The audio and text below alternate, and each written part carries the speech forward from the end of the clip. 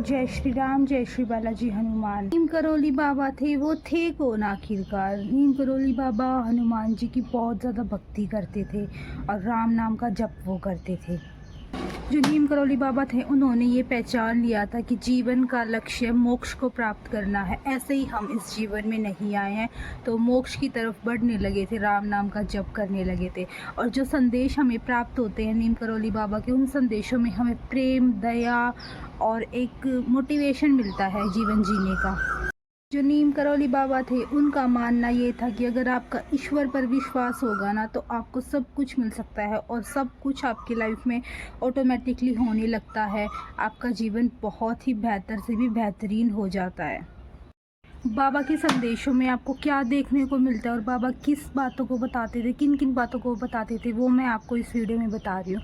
पहले तो बाबा कहते थे सबसे बड़ा भरोसा आपका ईश्वर है। ईश्वर पर आपको अटूट विश्वास रखना है, ऐसा विश्वास जो कभी डगमगाए नहीं, और कोई नहीं है तो आपकी लाइफ में ईश्वर है। दूसरी बात बाबा ये कहते हैं कि हर किसी के प्रति प्रेम और दया की भावना आपको रखनी है। हर किसी से प्रेम प्यार से बातचीत करनी है और दया दिखानी है कि हमें रूडली किसी से भी बात नहीं करनी है। और तीसरा है क्षमा। क्षमा बहुत ज़रूरी है आज के कलयुग जीवन में। क्षमा में क्या करना है कि हमें दूसरे लोगों को माफ़ करते जाना। उन्होंने हमारे साथ कुछ भी किया हो, हमें उनको माफ़ कर देना है। क्यों करना है? अपने मन की शांति के लिए, अपने मन को शांत करने के लिए आपको दूसरों को माफ़ कर देना है। नीम करौली बाबा ने बताया कि कर्म ही पूजा है। सबसे पहला काम है आपका कर्म करना, अच्छे कर्म करना है। कर्म को ही आपको पूजा के समान रखना है कि आप अच्छे कर्म करोगे तो वही आपकी पूजा हो जाएगी।